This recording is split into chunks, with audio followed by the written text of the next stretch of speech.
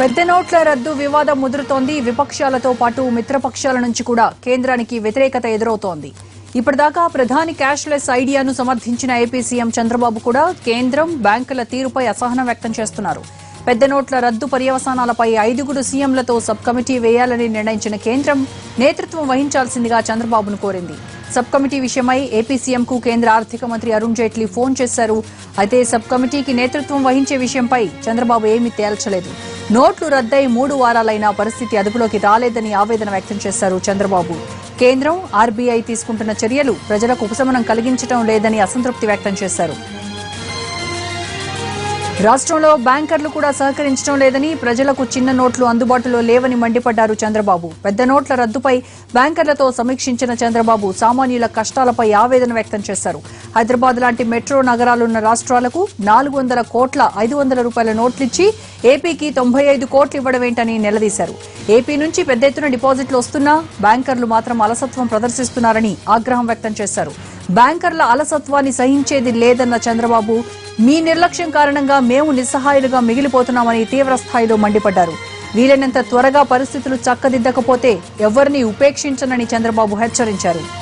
ఇదే అంశానికి సంబంధించి మరిన్ని వివరాలు మా ప్రతినిధి ఆలూరు రమేష్ అడుగుదాం. రమేష్, బాబు అసంతృప్తికి కారణం ఏంటి? కేంద్రం మీద ఏమంటున్నారు ఆయన?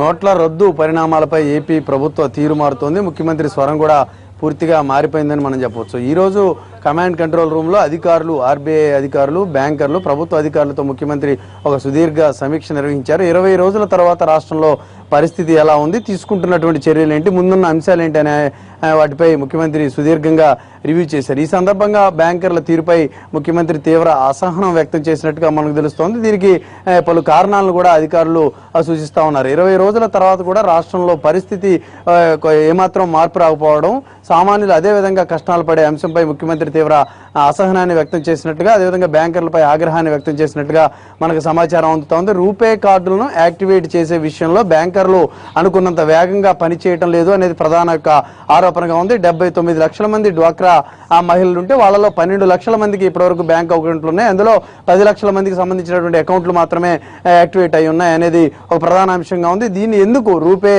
కార్డును యాక్టివేట్ చేయట్లేదు ఎందుకు అనేది ప్రభుత్వం ప్రశ్నిస్తూ ఉంది. గత 10-15 రోజులుగా రూపే కార్డును యాక్టివేట్ చేయడం ద్వారా సామాన్య ప్రజలకు ఉన్నటువంటి కష్టాలను కొంత మెరుగుపరచవచ్చు, తీర్చవచ్చు అని ప్రభుత్వం ప్రయత్నాలు చేస్తూ ఉంది. చిన్న షాపుల్లో కొన్ని అనుకూల ప్రాంతాల్లో కూడా ఇప్పటికే పోస్ట్ మిషన్లు అందుబాటులోకి తేవడం, మరోవైపు నిత్యావసర సరుకులను కూడా ఈ పోస్ట్ మిషన్ల ద్వారా ఇస్తున్న పరిస్థితుల్లో ఇలా కార్డులను యాక్టివేట్ చేసేటట్లయితే, జన్ధన్ ఖాతాల ద్వారా వచ్చినటువంటి రూపే కార్డులను యాక్టివేట్ చేసినట్లయితే ప్రజలకు కొంత ఇబ్బందులు తప్పేవి అని ప్రభుత్వం భావిస్తోంది. దీనిపై బ్యాంకర్లు తీసుకుంటున్నటువంటి చర్యలు ఏమాత్రం సంతృప్తికరంగా లేవనేది ప్రభుత్వం యొక్క వాదనగా ఉంది. ఇదే విషయాన్ని ముఖ్యమంత్రి అరుణ్ జైట్లీకి కూడా వ్యవహరించారు. 5 రాష్ట్రాలకు చెందినటువంటి ముఖ్యమంత్రులతో నోట్ల రద్దు పరిణామాలపై ఒక కమిటీని వేయాలని కేంద్ర ప్రభుత్వం భావిస్తోంది. దీనికి అధ్యక్షత వహించాల్సిందిగా, దీన్ని లీడ్ చేయాల్సిందిగా ఏపీ ముఖ్యమంత్రి చంద్రబాబును అరుణ్ జైట్లీ ఫోన్లో కోరారు. అయితే దీనికి కూడా ముఖ్యమంత్రి ఎటువంటి సమ్మతిని ఇప్పటివరకు తెలియజేయలేదు. రాష్ట్రంలో ఉన్నటువంటి పరిస్థితి తీవ్ర అసంతృప్తికి గురి చేస్తుందన్న ముఖ్యమంత్రి 5 రాష్ట్రాల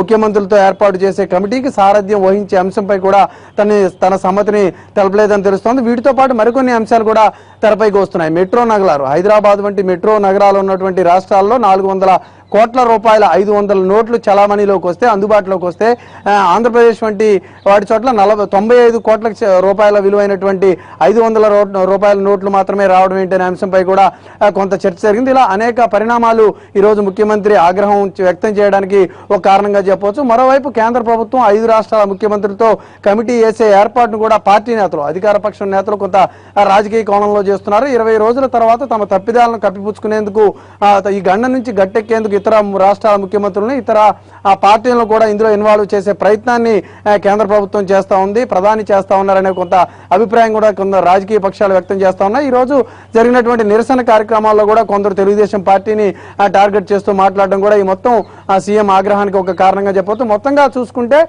రోజుకు రోజు ప్రభుత్వ స్వరం మారుతా ఉంది. ప్రజల ఇబ్బందుల నేపథ్యంలో ముఖ్యమంత్రి కూడా స్టాండ్ వేరేగా ఉంటుందని మనకి అర్థం అవుతా ఉంది.